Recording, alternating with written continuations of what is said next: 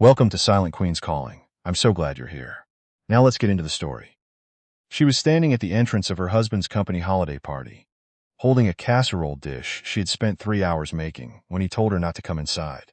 Not quietly, not with any pretense of consideration. He said it in the parking garage, under the fluorescent lights, with his hand flat against her shoulder and his voice at the volume of a man correcting a dog. You weren't on the list, Rosalind. I told you it was employees only. He had not told her that. She had the text thread to prove it. He had said, "Bring something for the buffet. Everyone loves your cooking." She had driven 40 minutes in December traffic, with a ceramic dish, wrapped in a dish towel on the passenger seat. Behind him, through the open stairwell door, she could hear music and laughter, and the sound of a room full of people who had been expecting her food, but apparently not her. She did not argue. She set the casserole dish on the hood of his car. She turned around. She drove home. She did not cry until she was on the highway, and then she cried for exactly as long as it took to pass the exit for her mother's old neighborhood. And then she stopped.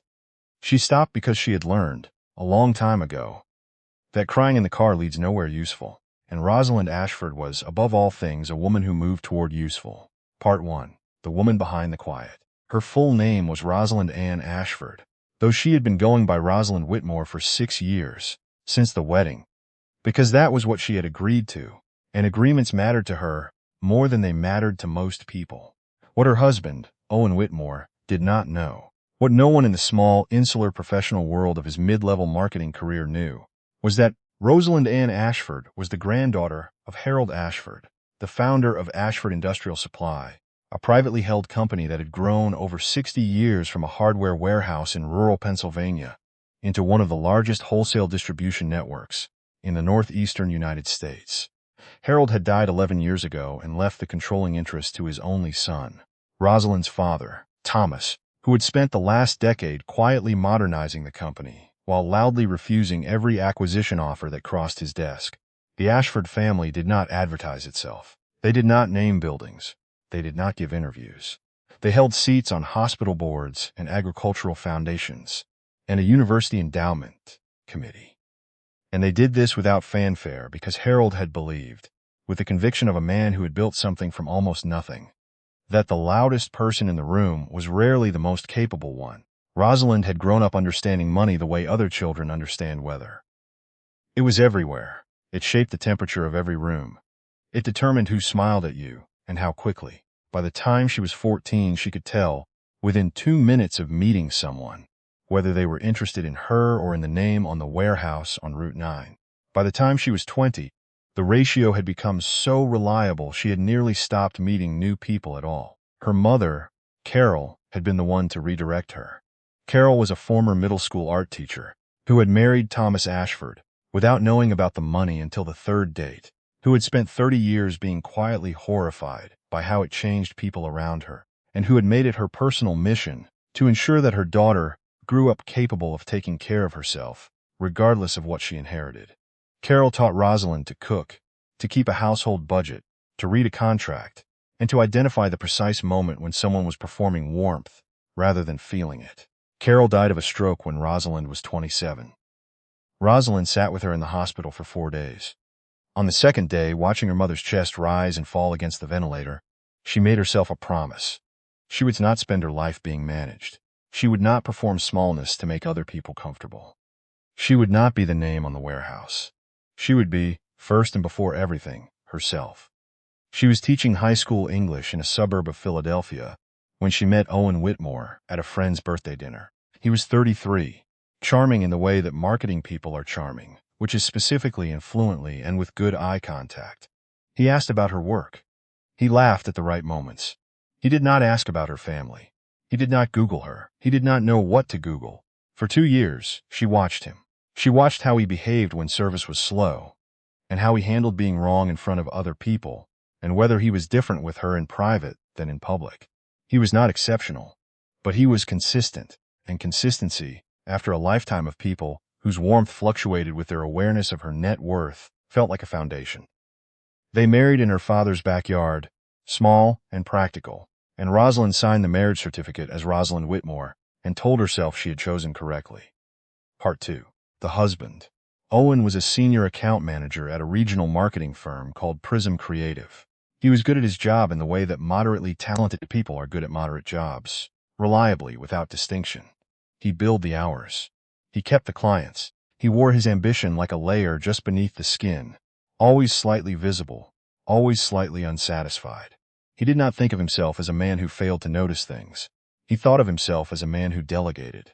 The difference, from the outside, was invisible. What Owen delegated, without ever using the word, was the entire infrastructure of their shared life. Rosalind paid the mortgage from her teacher's salary, which she supplemented from a personal account her father maintained as a quiet annual birthday gift, modest enough that Owen never asked about it. She handled the utilities, the insurance renewals, the contractor who came twice a year to service the furnace, the grocery order, the dinner parties Owen hosted for clients, the holiday cards they sent with both names, and the calendar that kept Owen's professional and social commitments from colliding. Owen contributed the cable bill and the opinion that the living room needed repainting. He was not deliberately cruel about this. Deliberate cruelty would have required attention. Owen simply did not look at the scaffolding. He stood on it and looked at the view and called himself self-made. Rosalind noticed. She filed it. She told herself it was temporary, that they were still establishing patterns, that it would balance out. The patterns did not balance. They calcified. Part 3. His family. Owen's mother, Patricia, was a retired school administrator from northern New Jersey, who had spent 40 years believing that her primary qualification for any opinion was the fact that she had one. She was not cruel the way a villain is cruel. She was cruel the way weather is cruel. Constant, impersonal, and convinced of its own neutrality. She visited every 6 weeks. Rosalind prepared for each visit with the discipline of a woman who understood that preparation was the only protection available to her. She cleaned things that were already clean. She cooked food she knew Patricia liked. She asked questions about Patricia's friends in her garden and the ongoing saga of her condo association, and she listened to the answers with her full attention. In return, Patricia offered observations, delivered softly, delivered with the syntactic wrapper of concern. Rosalind, you work so hard. I hope you're not running yourself too thin. Owen needs a partner who's present, not just a roommate who passes through. Rosalind's house was in order. Rosalind was present. Rosalind had spent her Saturday morning making Patricia's preferred brand of coffee cake from scratch. She did not say any of this. She offered more coffee. Owen's sister, Bryn, was 31 and worked in social media marketing, which meant she had developed the professional skill of making everything sound positive while meaning something entirely different. Rosalind is so grounded, Bryn would announce at family gatherings, in the tone of someone complimenting a well-trained animal. I love that she doesn't need to be the center of attention. Rosalind absorbed these words and placed them in a ledger she kept in a part of her mind that no one in Owen's family had ever thought to ask about. Part 4.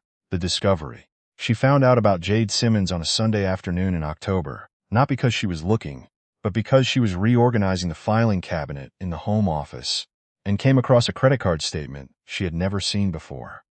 Owen had a card she did not know about. It had been active for 11 months. The charges told a clear story to anyone willing to read it. Restaurants on weeknights, a hotel in Atlantic City, a jewelry store on Chestnut Street. Rosalind had not received jewelry from Owen in 2 years. She stood in the home office for a moment. She put the statement back in the folder. She closed the cabinet. She went to the kitchen and made dinner. She did not confront Owen.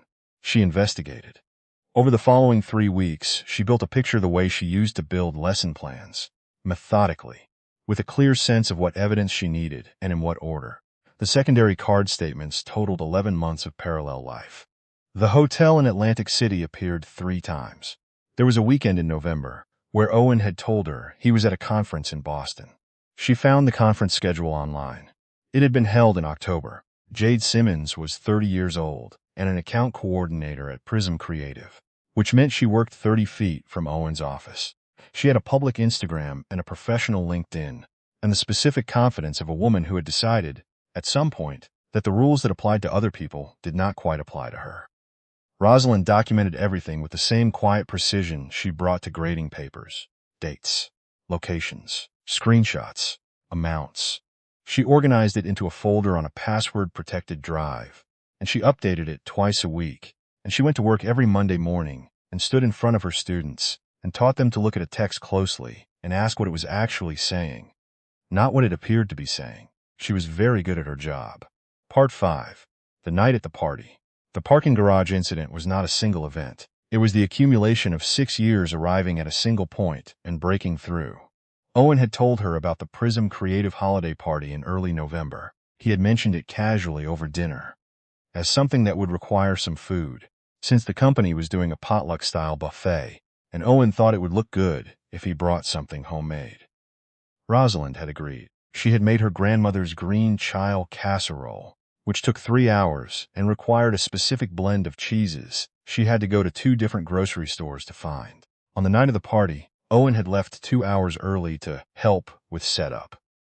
When Rosalind arrived at the parking garage of the Prism Creative building, with the casserole warm in her arms, Owen was standing near the elevator bank with his coat already off, and behind him, holding his jacket, was a woman in a green dress with dark hair and the particular poise of someone who had been waiting in exactly that spot for exactly that person.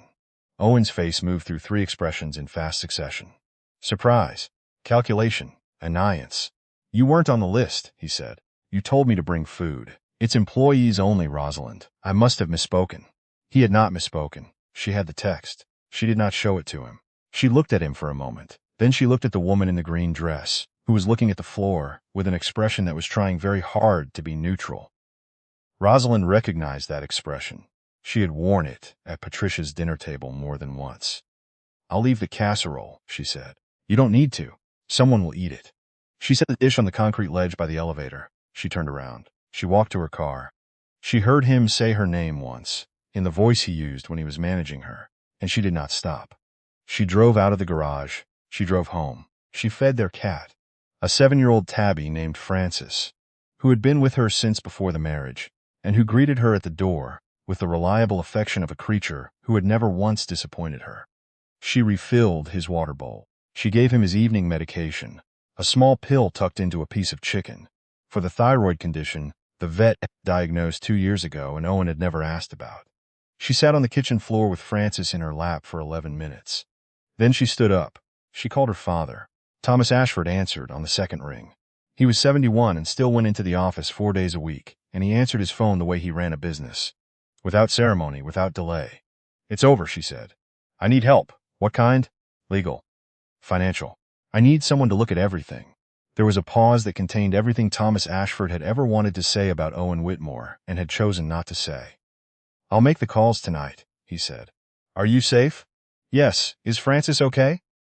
The question almost undone her. Her father had asked about the cat first, before the money, before the logistics, because Thomas Ashford understood that the things that broke you were rarely the large ones.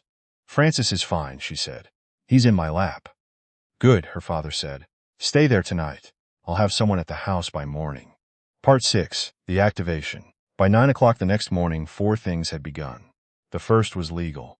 An attorney from Hargrove and Sutton, a firm that had represented the Ashford family for 30 years, filed the initial paperwork for a divorce proceeding and sent a letter to Owen via courier informing him that all further contact with Rosalind should be directed to counsel. Rosalind had documentation of the credit card statements, the hotel receipts, the conference discrepancy, and 6 years of financial records showing her contribution to the household's operating costs. The documentation was thorough because Rosalind was thorough. She had been thorough her entire life. It had simply taken this long for anyone to require it. The second was financial. A CPA connected to her father's company conducted a review of the household accounts. The picture that emerged was unambiguous. Rosalind had paid 63% of all household expenses over 6 years. She had covered 2 months of mortgage payments when Owen's bonus had been delayed. She had paid for the furnace replacement, the roof repair, and the new washer and dryer, each time deferring to Owen's stated preference on the model. She had made these payments from her teacher's salary and the annual gift from her father. Owen's financial contribution to the household had decreased by 14% over the 6 years of their marriage. The third was professional. Rosalind had a meeting, already scheduled for mid-January, with the board of the Ashford Family Foundation, the philanthropic arm of Ashford Industrial. Her grandmother had established it. Her father had expanded it. And 6 months ago, at the board's unanimous request, Rosalind had accepted the position of incoming executive director. She had not mentioned this to Owen. She had not found the right moment. She had been waiting for the right moment for 4 months and had come to understand in the parking garage that the right moment had never been coming. Some things did not get revealed. They got discovered. The fourth was small and practical, and, in its way, the most clarifying of all. She took Francis to the vet on Tuesday morning and updated his medical file with her new address and her cell phone as the sole emergency contact. His thyroid medication refill was due in 3 weeks. She scheduled it. She paid for it. She drove home with the carrier on the passenger seat, and Francis making his particular small complaint about car travel, and she felt something release in her chest, slow and irreversible like a knot untying in a current. Part 7. The Unraveling. Owen came home the night of the party to an empty house and a note on the kitchen counter. The note said, "I've retained legal counsel. Please direct all communication through them. Francis is with me. Mortgage auto draft has been deactivated." He called 6 times. She did not answer. He texted 8 times. She read them and set the phone face down on the kitchen table of her father's house, where she was staying in the room that had been hers growing up, with Francis asleep on the end of the bed. By Thursday, Owen had received the formal letter from Hargrove and Sutton. He retained his own attorney, a man named Carl, who specialized in family law, and who, upon reviewing Rosalind's documentation, delivered the assessment to Owen with the flat precision of a man who has learned not to editorialize. She has 6 years of financial records. She has the credit card statements from the account you didn't disclose. She has hotel receipts, and she has a conference schedule that contradicts your stated whereabouts in November. Her attorney is from Hargrove and Sutton. A pause. "Do you know who the Ashfords are?" Owen said he did not. Carl looked at him for a moment. Then he looked down at the folder in front of him. "You should look them up," Carl said. The period that followed was the slow, administrative demolition of a life that had been built on a foundation Owen had never looked at. Week 1. The mortgage. The auto draft Rosalind had managed for 6 years was deactivated. Owen did not know the login for the mortgage company's portal. He did not know the account number. He found a paper statement in a drawer, after 45 minutes of searching, called the number on it, and spent an hour on hold before successfully setting up a manual payment. He was $48 short because the account he tried to pay from was a joint account Rosalind had partially withdrawn from, as was her legal right given the divorce filing. Week 2. The household systems. Owen discovered, by encountering their absence, the full architecture Rosalind had maintained: the grocery delivery subscription, the insurance auto-renewal she had managed, the contact list for every contractor, every service provider, every recurring appointment, kept in a color-coded spreadsheet on a shared drive that Owen had been invited to, but had never once opened. He found the spreadsheet by accident on Wednesday night. He sat in front of it for a long time. It had tabs, 17 tabs. Week 3. The professional fallout. Word moved through Prism Creative the way it always does in offices where people sit 30 feet apart and share a kitchen. Owen and Jade. Jade and Owen. Separated. Divorce. The story acquired the particular velocity of a story that everyone had suspected, but no one had confirmed. Jade, understanding that the shelf life of the situation had shifted, began arriving at work with the careful neutrality of someone managing optics. She did not sit near Owen at the all-hands meeting. She did not respond to his texts after 7 p.m. She left 6 weeks later for a job at another agency. She sent Owen a text that said, "I think it's better for both of us." He read it on the couch of his house, which had a dish in the kitchen sink he had not yet washed, and a dead plant on the windowsill he had not yet thrown away, and no cat, because the cat had never been his. Part 8. Patricia. Patricia arrived 10 days after the separation to help. She stayed for 12 days and left having developed, for the first time in her adult life, the particular discomfort of a woman who has been wrong about something important for a very long time and is only now aware of it. She found the spreadsheet on day 3. She found the insurance binder on day 5. She found the folder in the filing cabinet, the one organized by category, by date, by provider, on day 8. And she sat in Owen's home office for 20 minutes without moving. She called Bryn that night. She ran everything, Patricia said. Bryn said something diplomatic. "No," Patricia said. "I mean everything. The house, the money, the systems. I couldn't find the name of the furnace company. I couldn't find the car insurance. I've been going through these files for a week, and I keep finding things I didn't know needed doing, and she was doing all of them. All of them." There was a silence on Bryn's end. She was organized, Bryn offered. She was the only adult in this house, Patricia said. Her voice had gone flat, The way voices go flat when the body is redirecting resources from expression to processing. And I spent 6 years making her feel unwelcome in it. It was the most accurate sentence Patricia had spoken about her daughter-in-law in 6 years. It arrived at a moment when there was nothing left to do with it. Part 9. The board meeting. The Ashford Family Foundation held its winter board meeting on the third Thursday of January in the conference room of Ashford Industrial's corporate office, a building that occupied a full city block in downtown Philadelphia and bore no external signage except for a small brass plate by the entrance that had been there since 1978. Rosalind had not planned the timing. The meeting was already scheduled. The board was already assembled. The announcement of her appointment as executive director was already on the agenda.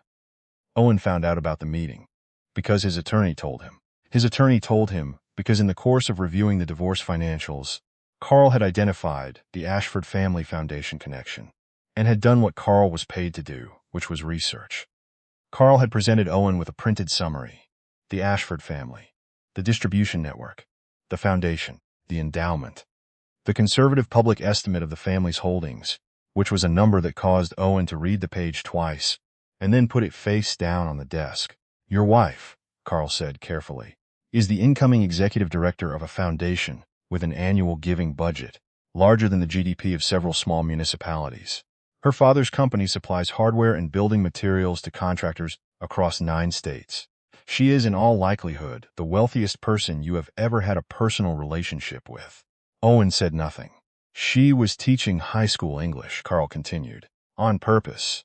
Owen sat in the chair across from his attorney's desk and felt the specific physical sensation of a floor dropping, not dramatically, not in a single moment, in the slow structural way of a foundation that has been quietly deteriorating for a very long time and has finally simply decided to stop holding.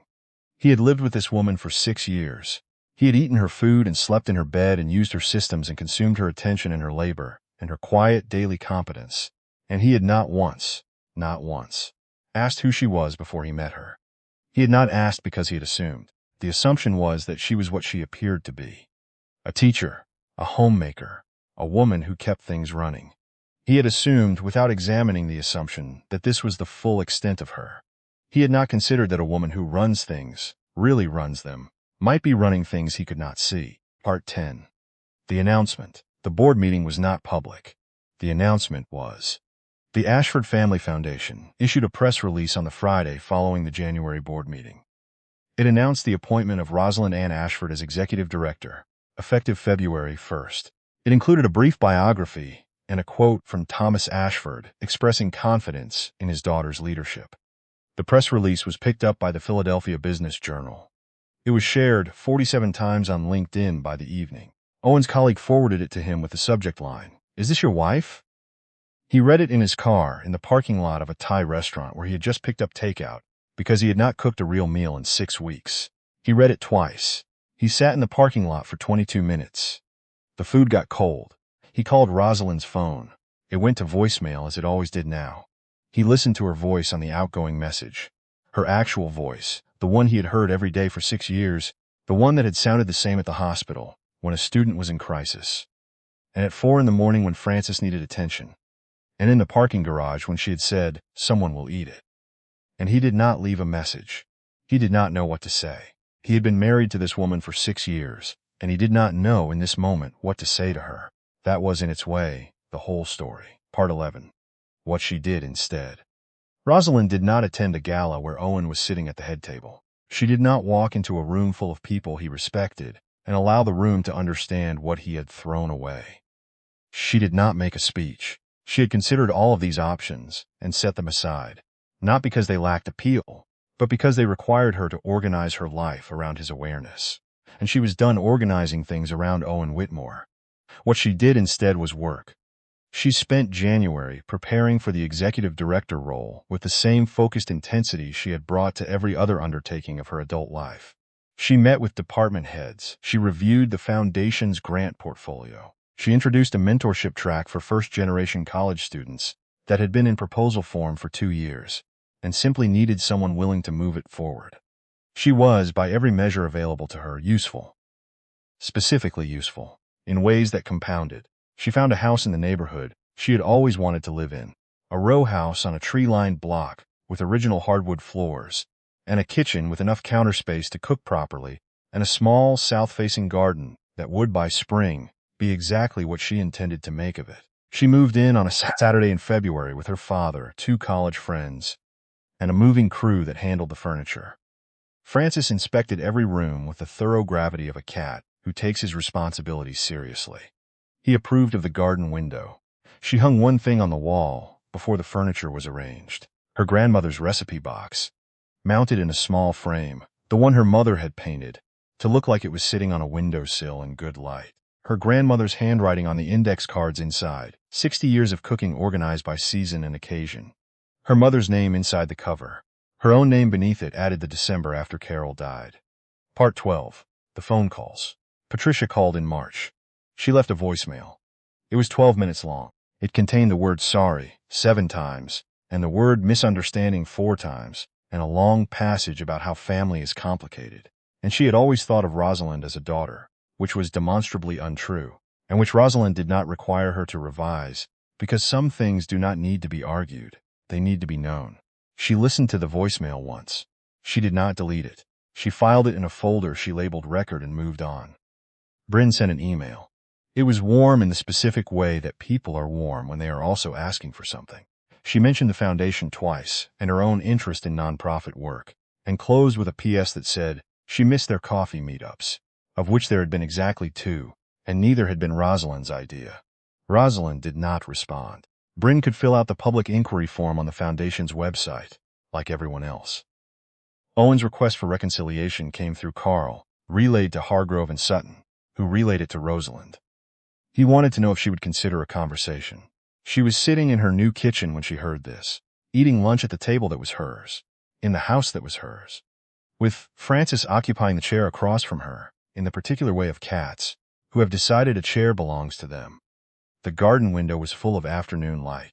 The recipe box was on the wall. On the counter, a pan she had used to make her grandmother's green child casserole was soaking in soapy water, because she had made it last week for the Foundation's winter staff lunch, and it had been, as it always was, exactly right. She looked at Francis.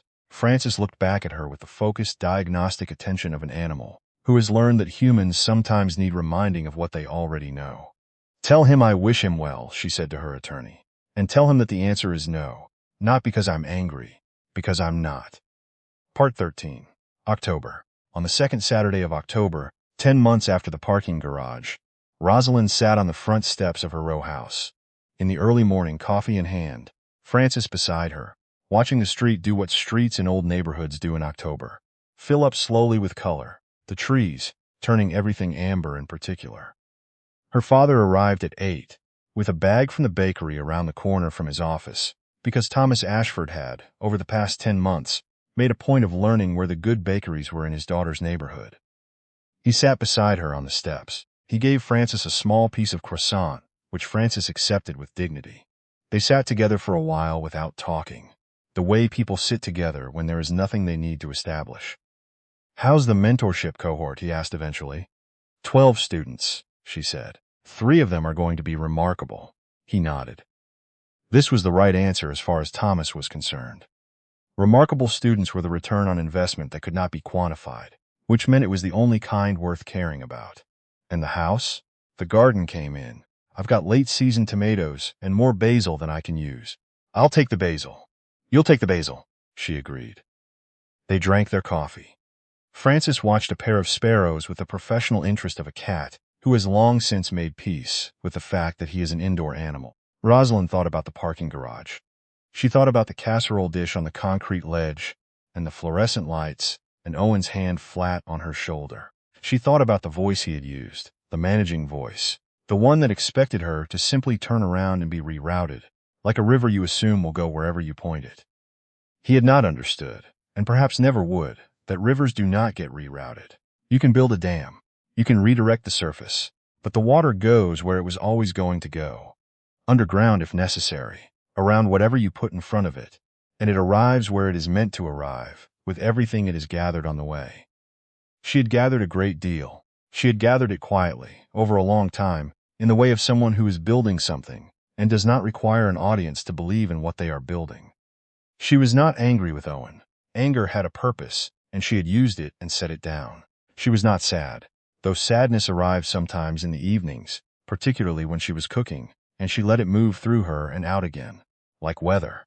What she was on the second Saturday of October, on her own front steps, in her own neighborhood, in the life she'd returned to herself, was located. Not happy in the way that required something external to sustain it. Located, oriented, pointed, like a compass, in the direction she had always been meant to go. She had hidden herself once, to see if someone would find her. No one had. What she had found, in the note being found, was that she had never needed anyone to look. She reached down and scratched Francis behind the ears. He pressed into her hand with the full weight of his opinion.